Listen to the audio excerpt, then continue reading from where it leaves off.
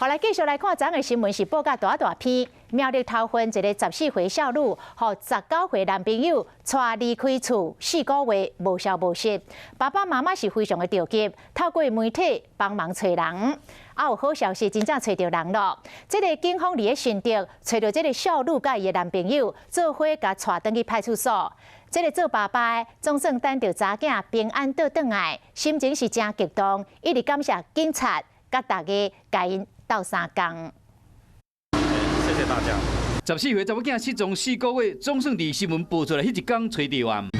租房子，对，然后男的在人力中介公司打工。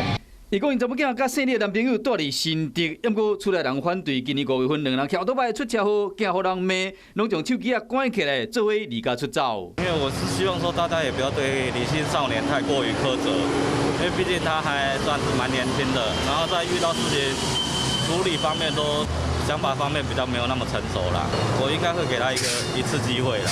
做老爸看到查某囝平安转来，才放心。伊讲，因查某囝后礼拜会开始去读册，会甲伊查某囝好好开讲。你跟那女的是什么关系？虽然这个小女已经平安转去啊，不过这姓李的男朋友因为带这个未成年小女离家出走，去犯着妨害家庭的虐幼罪嫌，和警方移送。